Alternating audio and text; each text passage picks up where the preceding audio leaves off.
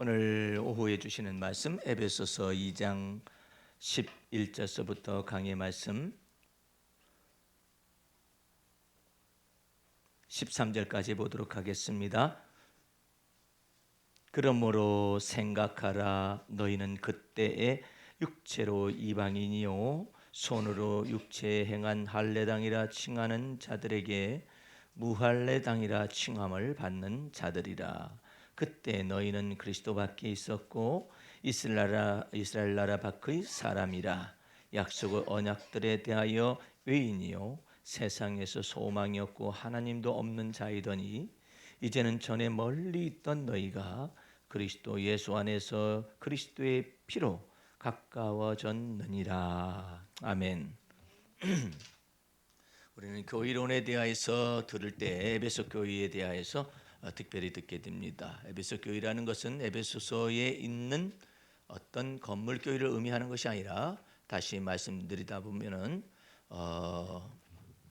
에베소서 1장 2절 말씀이 하나님 우리 아버지와 주 예수 그리스도로 쫓아 은혜와 평강이 너희에게 있다. 이것이 바로 그리스도 예수의 몸된 교회의 의미였다라는 것을 말씀하시고, 또 한 가지는 허물과 죄로 죽었었던 이방인이었던 너희를 그리스도께서 십자가의 죽으심으로 구원하여 내셨고, 여러분과 내게 구원의 복음을 주셨을 뿐만 아니라 약속의 성령을 주시고 인치심을 주셔가지고 하나님 나라의 기업을 삼으셨다.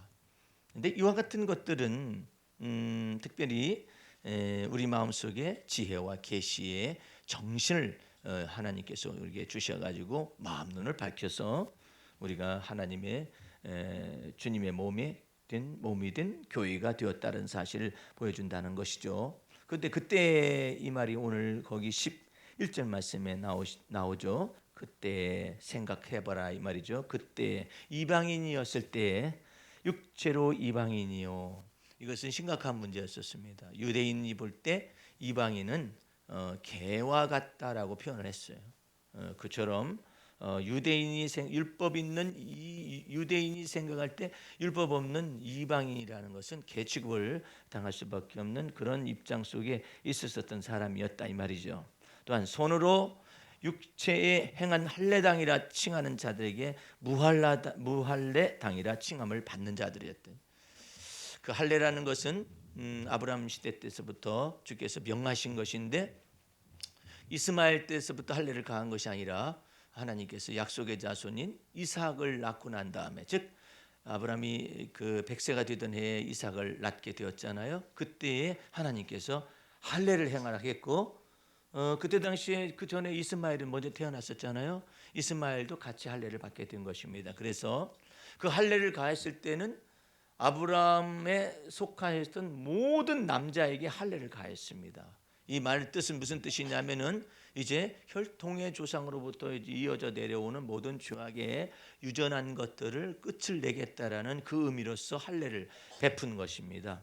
그래서 그 할례는 무엇을 그러면 근거로 해서 앞을 내다보고 할례를 베풀었느냐? 그것은 그리스도께서 오셔서 아담의 유전한 모든 망령된 행실을, 즉 혈통의 조상의 유전한 망령된 행실 전체를 다 세상의 죄악을 전체를 짊어지고 가서 십자가에 못을 박아버리는 그것을 상징해서 할례를 베푼 거예요. 그러면 왜 특별히 남자들에게 할례를 베푼다는 그 의미가 있었느냐? 그것은 아담의 유전한 망령된 행실에 의미가 있기 때문에 혈통의 조상의 혈통의 조상의 그 죄악을, 망령된 죄악을 끝을 내버리는 그런 의미에서 할례가 주어진 것입니다. 그러므로 할례 의식이 주어졌다라는 것은 혈통의 조상 아담의 첫사람이잖아요. 이 첫사람 아담의 유전한 망령된 행실을 끝을 내는 마지막 아담이신 예수 그리스도께서 오심을 예표하는 거예요. 잘 들으셔야 해요. 첫사람 아담에서 예수님은 둘째 아담이 아니라 마지막 아담이라. 마지막 아담이 오시게 하기 위해서 누구를 세웠느냐면 혈통의 조상 대신에 믿음의 조상을 세운 거예요. 그렇죠? 믿음의 조상을 세운 까닭은 혈통의 조상으로부터 오는 바 모든 내 본토 친척, 내 아비지, 내 친척과 내 본토 이 모든 것들 속에서 전체를 해방시키기 위해서 주님께서 마지막 아담 되시는 예수 그리스도가 오시게 하기 위하여 믿음의 조상 아브라함을 선택했다 이 말이죠.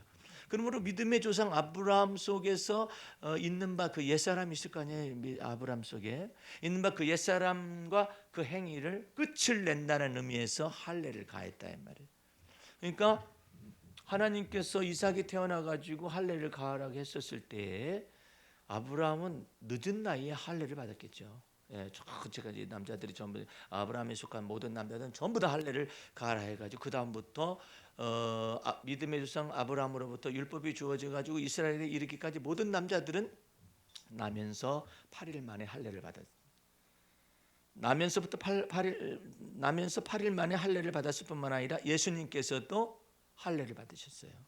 예, 나면서 8일 되던 그 날짜에 나면서 8일 되던 날에 할례를 받으셨죠. 그런 의미 속에서 그래서 그 할례의 의미는 예수 그리스도께서 오셔서 아담의 첫사람 아담의 모든 혈통의 조상 아담의 모든 죄악을 끝을 낸다라는 의미 속에서 할례 의식이 이렇게 멀리 내다보고 주어진 거예요. 그러므로 예수 그리스도가 오시고 난 다음에는 우리는 할례를 받는 것, 나는 할례를 받았다.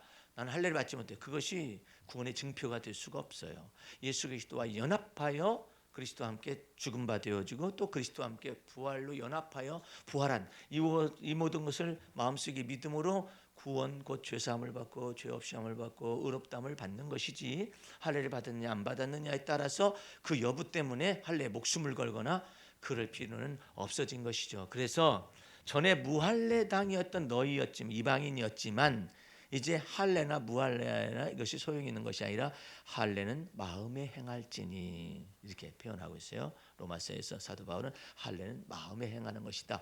그래서 여러분 오전 예배 때 이와 같은 얘기를 했죠. 생각과 마음에 할례를 가하는 것이 굉장히 중요하다 그랬잖아요. 그래서 여러분의 생각이 함부로 이렇게 멍뚱한 대로 공상이나 혹은 망상 쪽으로 치우쳐가지 아니하도록 저는 젊은 날에 너무나 많은 공상이 많았었어요. 공상이 굉장히 많아요. 공상이 많게 되면 공상이 거기에 상상이 많아서 공상이 생기고 공상이 많아가지고 망상이 생기거든요.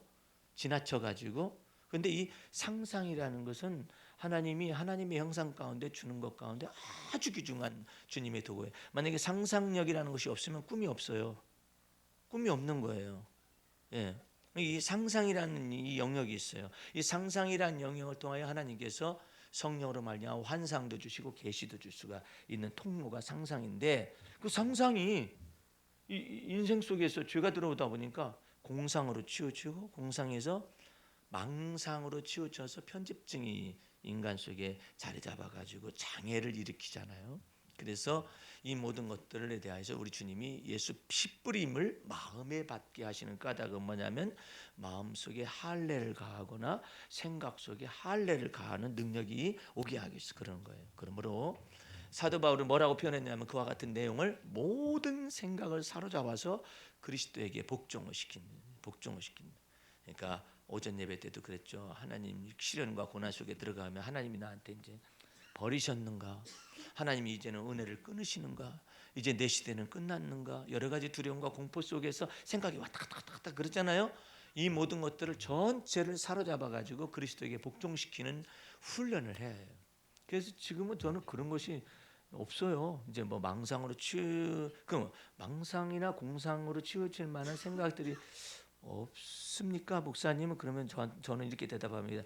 가끔 가다가 그럴 수도 있어요. 그러나 돌이키는 속도가 너무나 빨라요. 예전 날에는 그 공상에서 헤어나오고 싶지 않아요.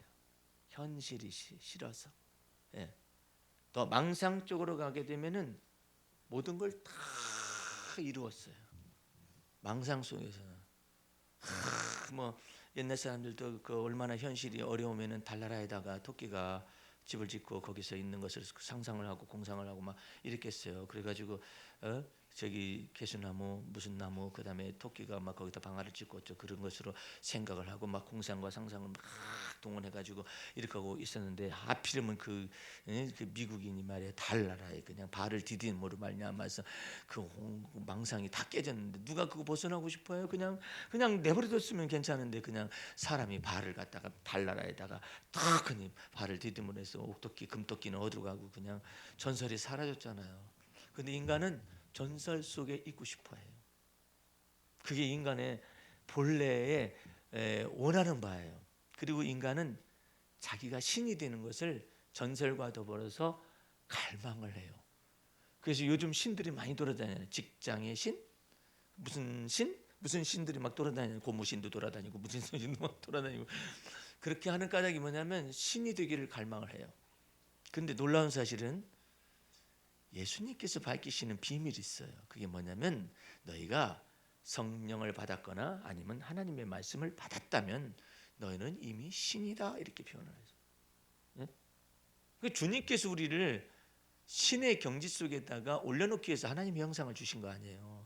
그런데 인간이 마귀에게 꾀임을 받아가지고 하나님과 같이 스스로가 되려 하는 거예요. 그것이 망령된 거예요. 그 차이가 약간의 차이인데 누구로부터 말미암아 나느냐 그것에 따라 달라지는 거예요. 여러분들은 스스로 신이 되지 않기 위하여서 뭐라고 고백했느냐면은 저는 죄인입니다라고 고백한 거예요.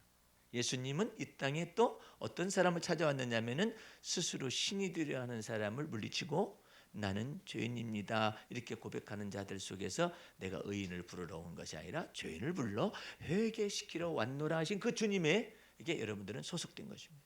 예. 그래서 약간씩의 의미만 이렇게 다른 거예요. 그래서 내가 여러분들한테 긍정적인 사고방식이나 도덕적인 완벽주의자가 되지 말라고 하는 그런 까닭들이 그런 이유에서예요. 스스로가 신이 되려는 것이거든요. 그런데 율법적인 신앙생활을 하려는 사람은 전부 다 스스로가 신이 되려고 하는 거예요.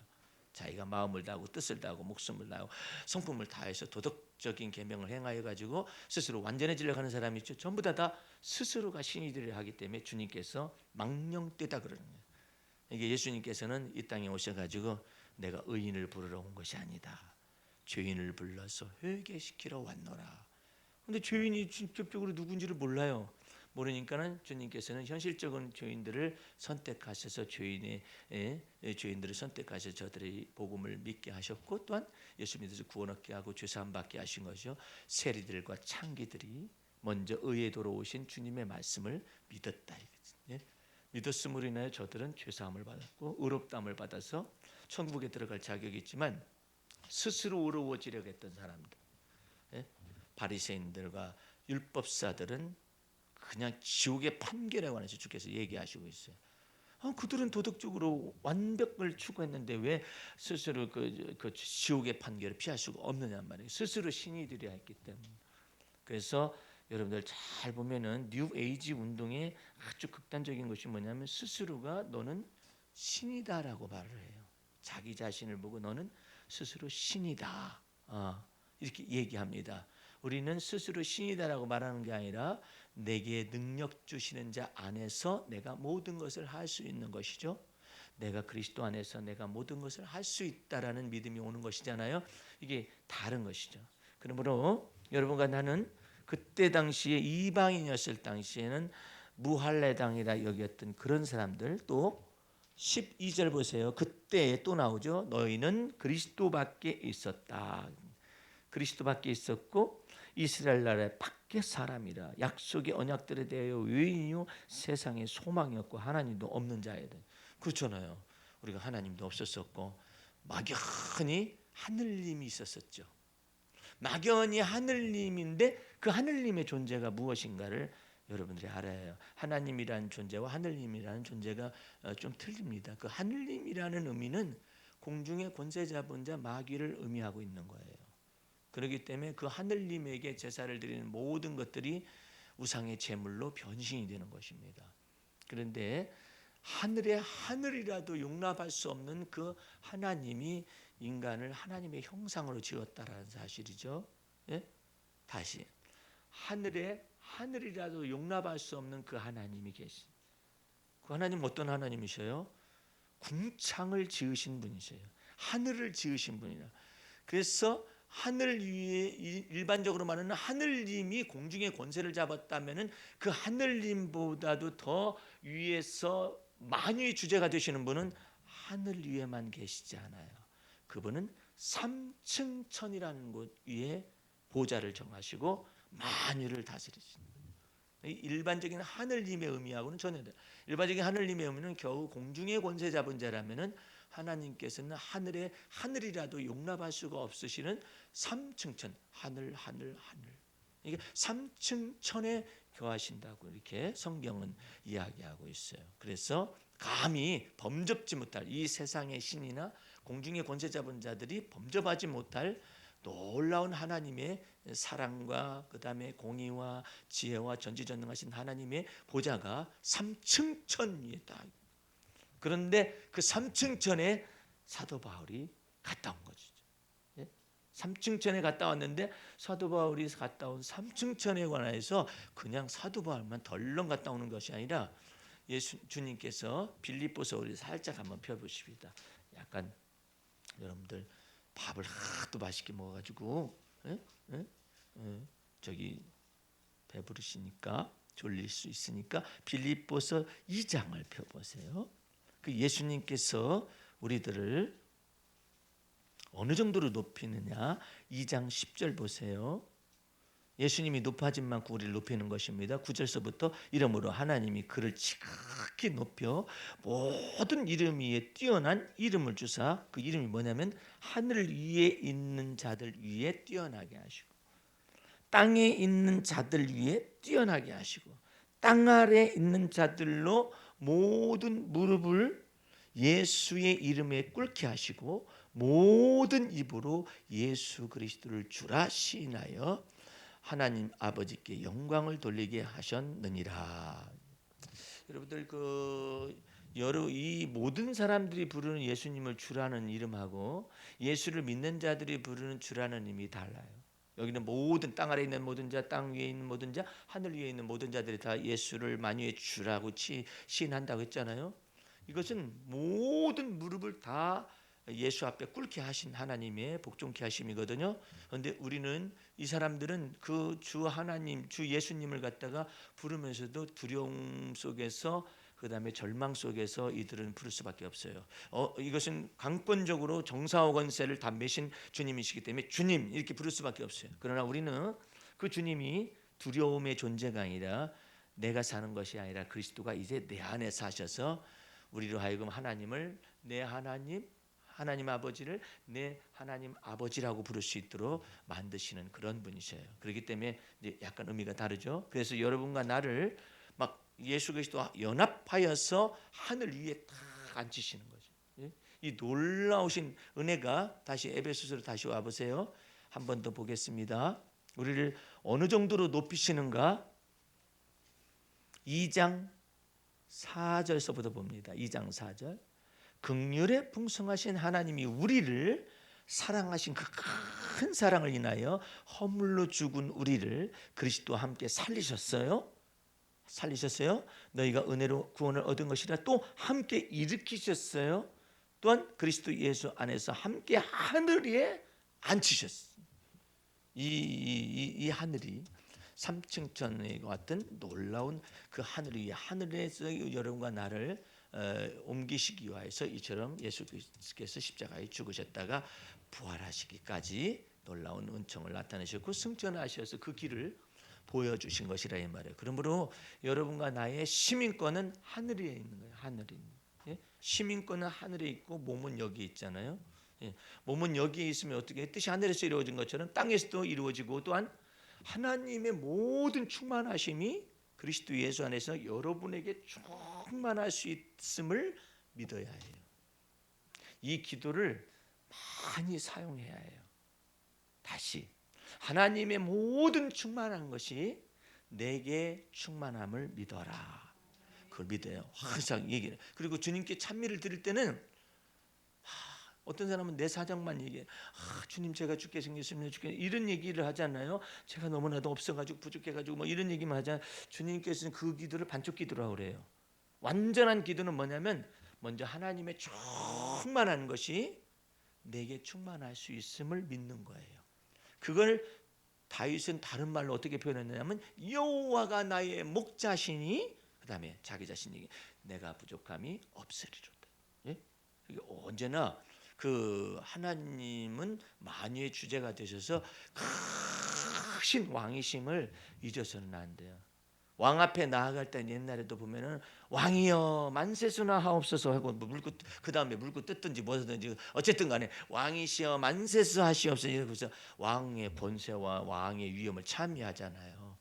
그러니까 그것이 굉장히 중요해요. 하나님은 일반 왕의 이 인간과 같은 그런 게 아니라 만왕의 왕이시고 만주의 주가 되시는 분이시기 때문에 합당하게 영광을 돌려야 하는데 그 합당하게 영광을 돌리는 모든 내용을 가장 많이 받은 사람이 다윗과 사도 바울이에요.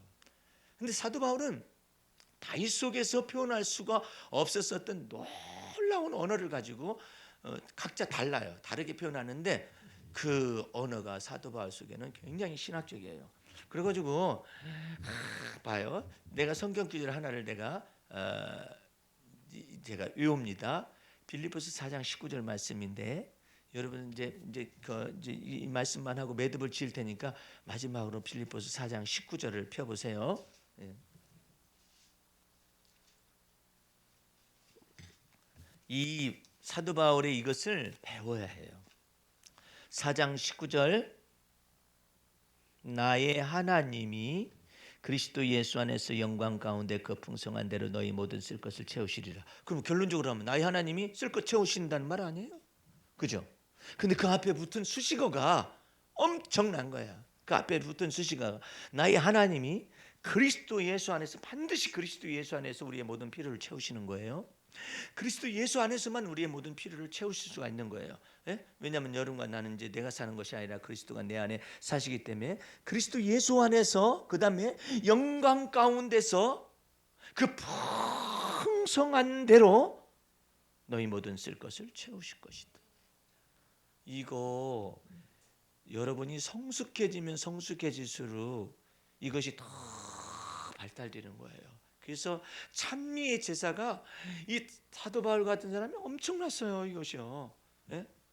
이 찬미의 제사가 베드로가 말하는 언어는 표현이 그 한계성이 있어요. 베드로전서에 보면 표현이 찬송하리로다 뭐 그거 하나면 끝이야. 베드로는 더 이상 뭘 못해요. 그 다음에 뭐가 있어야 어떻게 그냥 하는데 그거 있어야 할 내용들을 전부 다 사도 바울이 지혜와 계시의 정신을 받아가지고 사도 바울 같은 경우는 하나님께서 공급하시는 힘으로 너희는 살아라 이렇게 표현한다고 단순하잖아요. 근데 여기는 간단하잖아요. 나의 하나님이 그리스도 예수 안에서 이렇게부터 그리스도 예수 안에서 뭐야 영광 가운데서 그 풍성한 대로 너희 쓸 것을 채우시리라. 야, 다윗도 이렇게는 말 안 하잖아요. 언어가 여호와가 나의 목자시니 그러지 뭐. 에? 다른 언어로는 표현이 돼요. 그분께서 나의 잔을 넘치도록 하시는데 내 원수의 목전에서 내게 상을 베푸시고 내게 기름을 바르셨으니 내 잔이 넘칩니다. 이 말은 사용할 수가 있어요. 근데 그와 같은 다른 이 신학적인 용어로서 사도 바울은 정확해요. 예, 그리스도 예수 안에서. 왜? 다윗 때는 그리스도가 현실적으로 안 오셨었잖아요. 근데 이제 여기는 이제 그리스도가 오시고 난 다음에 사도 바울은 그리스도를 바라보기 때문에 그 그리스도 예수 안에서 그 영광 가운데서 채운다. 여러분들의 생각을 다시 해야 해요. 오늘 박수라 집사님의 스파게티는 내가 볼 때는 분명히 자기 실력이 아니에요. 그리고 또 소스를 만든 사람의 실력도 아니에요. 이건 아주 나한테는 밀가루 음식은 나한테는 굉장히 부담스러운 음식이거든요. 예? 그리고 내가 아까 말했던 양송이 수프를 해가지고 스파게티가 나온 것 가운데 나는 스파게티 그 국수를 먹지를 않아요. 수프만 마셔요. 그럴 정도로 나는 그 음식이 밀가루 음식이 몸에 잘 안 받는 편이에요. 근데 한 입을 이렇게 먹었는데 맛이 너무나 다른 거야. 그러니까 이것을 아셔야 해요. 주님이 나의 할 수 있는 한계, 요리의 한계, 내가 맛을 뒤섞을 수 있는 한계, 그 다음에 또 이건 사왔다 하니까 그러면 소스를 사온 것의 그 한계, 이런 것 있단 말이에요. 예를 들어서 소라 집사님이 소스를 연구를 해가지고 막 이것저것 해가지고 딱 만들어가지고 했으면은 정말 소라 집사도 영광을 같이 받아야 해요. 근데 지금 그게 아니라며, 사가지고 와가지고 이게 했는데, 그러면 모든 소스를 갖다가 사람들이 사가지고 와가지고 버무린다고 해서 이 맛이 나올 수 있느냐? 그건 아니에요. 거기에 우리의 핵심을 알아야 해요. 이 속에 무언가 나도 아니고 제작자도 아니고 상품을 판 사람 것도 아닌 무엇인가가 여기에 들어온 거예요. 뒤집어서 얘기한다면 박소라 집사님은 이제 이후에 이와 같은 스파게티를 다시는 만들 수 없을 수도 있어요. 정말이에요. 다시 만들 수 없을 수도 있는 거예요. 왜? 이제 스파게티를 동일하게 해와 보세요. 그러면은 전에 먹던 그 맛이 아니야. 이게 분명히 그럴 수도 있어요. 그럴 가능성이 충분해요. 왜 그러냐면 그때 주님이 내가 너와 함께 있고, 그 다음에 네가 맛을 첨가할 때, 아니면 네가 볶아낼 때, 아니면 네가 어떻게 할 때 네가 알지 못하는 그 비밀한 일을 내가 그 안에서 행한다. 이것이에요. 이 맛은 천상의 맛이에요. 예. 이것은 놀라운 거예요. 나는 아침에 오전 예배 때 설교 때도 이 내가 주님께 나름대로 받아가지고 있었던 이 저것에 대한 해석만을 가지고 있었어요. 이 해석을 이 세 구절밖에 안 되잖아요. 그리고 또 우리는 여태까지 일을 행하시는 여호와, 일을 지어 성취하는 여호와 하나님에 대해서 그냥 은혜를 많이 받고 있었어요. 근데 갑자기 이것이 등장한 거잖아. 이제 이어가야 하니까, 베드로 전서 강의를 마쳐야 하니까 이것을 다 일단 노트에다 다 적어놓고 난 다음에 고뇌 가지고 내가 잠시 30분 동안 잠을 이렇게 잤는데, 잠을 자다가 깰 때 처음에서 이것을 내 속에 있는 성령께서 해석을 막 덧붙이시는 거예요. 나는 그 덧붙이는 것이 없으면은 생명이 없어요. 설교에. 근데 그것을 덧붙이시는 거예요. 덧붙이시는 것 가운데 뭘 덧붙이냐면, 이것만 세 구절만 가지고 하면은 너무나도 드라이하다. 이게 아주 건조하다. 메마르다, 건조하다. 뭐냐면 저 위에 처음서부터 해서 종결짓는 내용으로 쭉 엮어가지고 11절서부터 이 말씀이 19절까지 오는 것이다라는 것을 쭉 얘기하시면서 말씀을 주신 거예요. 그러니까 이런 것들은 내가 생각할 수 있는 것을 뛰어넘는 거예요. 그 뛰어넘는 것에 관해서 사도 바울이 다른 말씀 속에서 그 6절 7절을 한번 보세요. 또 거기도 그 비슷한 얘기를 합니다. 아무것도 염려하지 말고 오직 모든 일에 기도와 간구로 너희 구할 것을 감사함으로 하나님께 아뢰라. 그러면, 예? 그 다음에 그것이 중요한 거예요. 이 비결을 알아가지고 매일매일에 이것을 기대를 해요. 그리하면 모든 지각에 뛰어난 하나님의 평강이 그리스도 예수 안에서 너희 마음과 생각을 지키시리라. 내 지각을 뛰어넘었어. 나의 재능을 뛰어넘었어. 예. 내 재능도 뛰어넘고 내 지각, 생각하는 바도 이렇게 했으면 좋겠다, 저렇게 했으면 좋겠다는 것을 뛰어넘는, 내가 알지 못하는 크고 비밀한 일들을 통하여서 요리도 나올 수 있고 내 메시지도 나올 수가 있고 여러분의 하루의 삶도 이어질 수가 있는 거예요. 이것을 다른 말로 표현하면 그리스도 예수 안에서 나의 하나님이 그 풍성한 것 가운데서, 영광 가운데서 그 풍성한 대로 해가지고 결국 뭘 채우는 거예요? 나의 필요를 채우리라.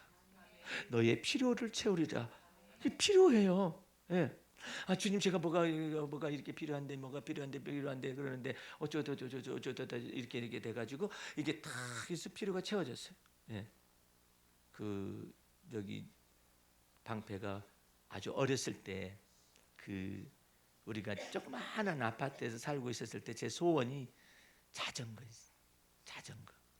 자전거였는데 옛날에는 콩콩콩 튀는 것도 있었지만 자전거였었는데 주님께서 어떻게 일하시는가 보자 해가지고 기도했어요. 우리 제까지 합해서 셋이 방주는 없었을 때 이제 가서 이제 기도를 이렇게 했어요. 주님 축복해 주세요. 때마침 주님께서 시기가 어느 때가 됐냐면은 명절 때가 됐어요.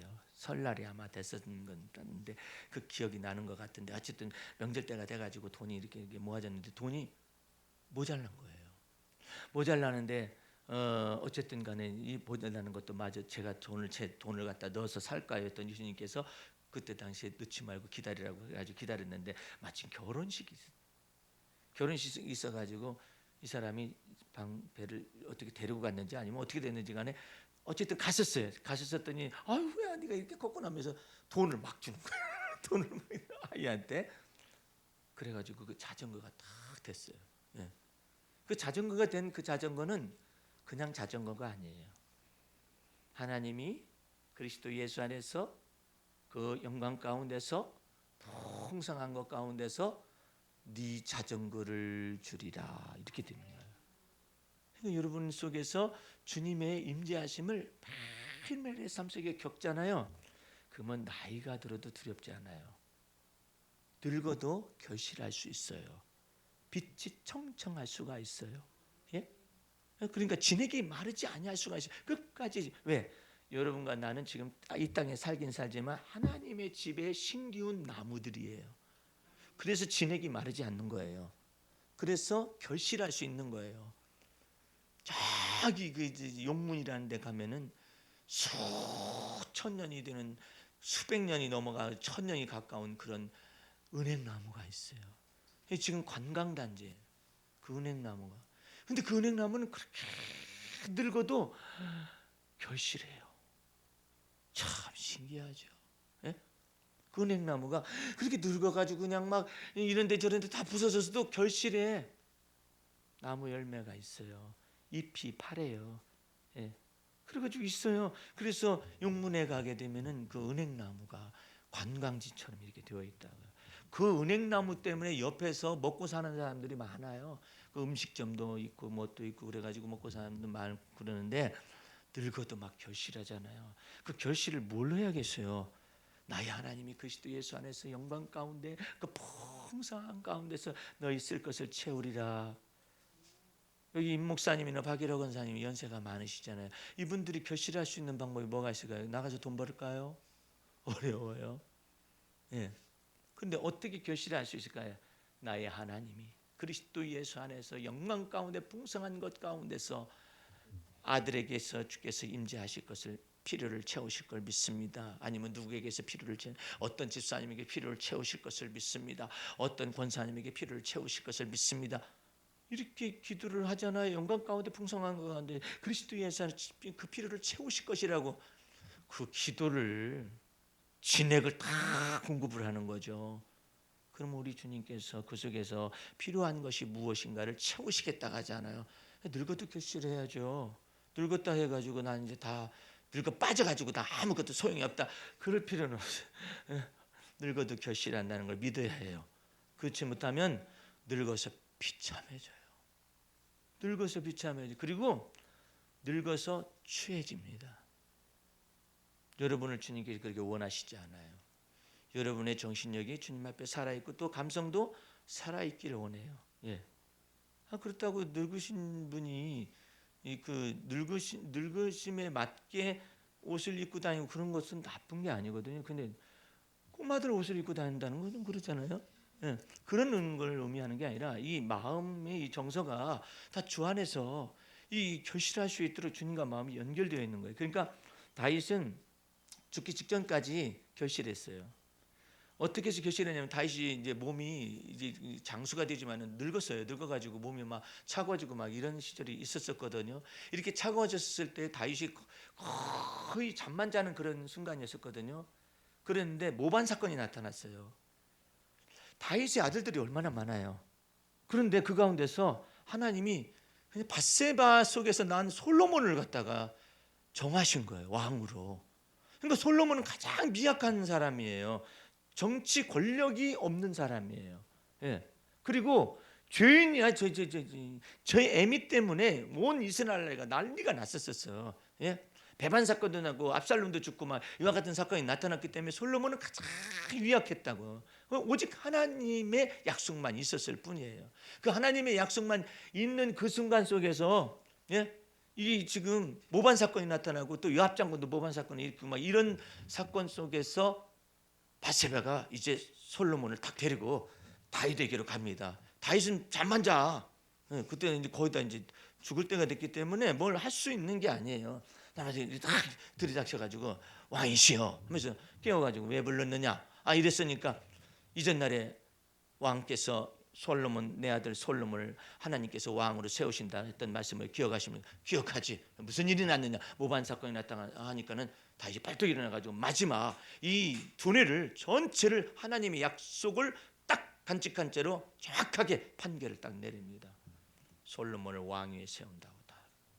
그게 결실하는 거예요. 근데 거기서 이게 망령돼 가지고 막 왔다 갔다 해보세요. 그럼 이스라엘 나라 전체가 다 흔들려요. 다윗이 이전날에 그렇게 범죄하더니 말이야 죽을 때 그냥 비참하게 죽고 말이야 나라를 이렇게 혼돈으로 몰아놨다고. 지금 뭐 하는 거지 지금 대통령 좀 보세요.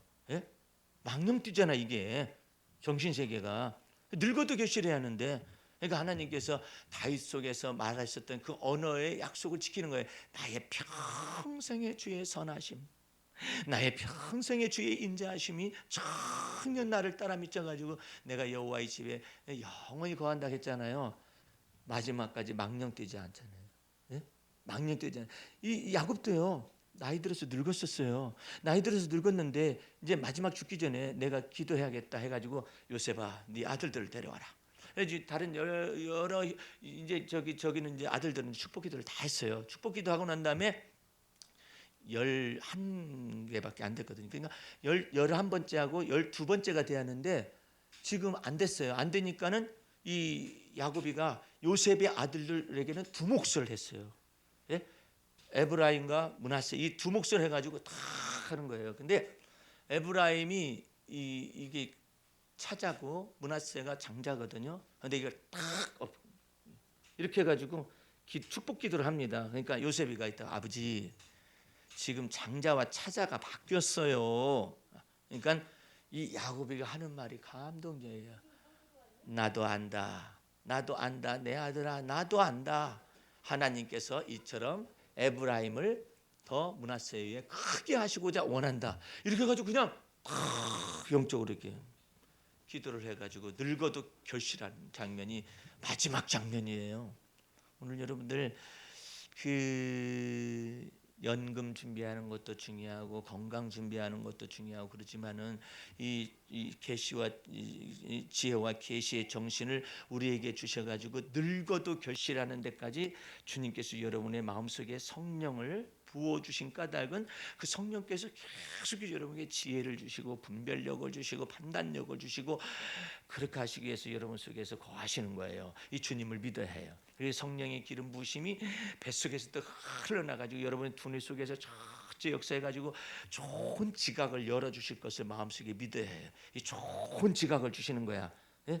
이제 저기도 이제 이와 같은 것 속에 있으면은 요리할 때마다 하나님이 나와 더불어 함께 계시면 제가 이 모든 일 속에서 주님 모든 사람 속에서 만족하게 하시는 요리를 능히 행하게 하실 분이시구나 알고 내가 아까 분석해서 말을 했어요.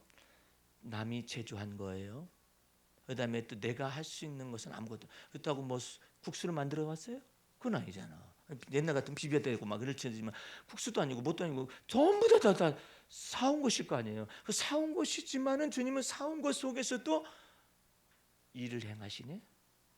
사온 것 속에도 일을 지어서 성취하시네. 이 비밀의 통로를 다 열어서 뇌 속에 딱 간직해야 해요. 주님은 그 비밀의 통로 속으로 지나가시는구나. 그 길로 이끌어 가실 수 있는 분이시구나. 그렇다면은 내 생애 속에서 얼마나 예민한 것까지 주님이 나를 터치하실 수가 있을까? 이것을 마음속에 간직하게 되면 늙어도 결실해요. 빛이 청청해요. 그다음에 진액이 마르지 않는 것처럼 주님의 놀라운 성령의 역사를 경험하면서 살아갈 수가 있습니다. 오늘 여러분도 그와 같은 놀라운 삶 속으로 들어가시기를 주의 이름으로 축원합니다. 우리 하나님 아버지 감사합니다. 그때 우리는 이방인으로서 하나님도 모르고 그리스도 밖에 있었었고 언약들에 관해서 밖에 있었던 그런 하나님을 모르던 사람이었었지만 그리스도 예수의 피로 말미암아 하나님 앞에서 가까이 오게 하여 주셨사옴도 감사합니다. 뿐만 아니라 그리스도를 우리 마음속에 두시고 진리의 성령 우리 마음속에 두시어서 영생하도록 솟아나는 샘물을 허락하시고 지혜와 계시의 정신을 우리 눈 속에 허락하셔서 날마다 하나님과 마음을 합하여 살아가게 도와주심도 감사합니다. 주의 놀라운 은혜가 함께 계셔 주옵소서. 지금은 우리 구주 예수 그리스도의 은혜와 하나님 아버지의 그 무한하신 사랑과 성령의 감화 감동 인도 보호하심이 오늘 주의 말씀을 듣고 주 앞에서 하나님에게 심겨진 나무가 되어져서 늙어도 결실하고 진액이 마르지 아니한 같으며 빛이 항상 청청하는 놀라운 은혜 속에서 평생을 살아가기를 원하는 성도들 머리 위에 이 교회 위에 전 세계 나가 복음을 선포하는 선교사들 머리 위에 지금부터 영원까지 함께 하시옵기를 간절히 축원하옵나이다. 아멘. 할렐루야. 마쳤습니다.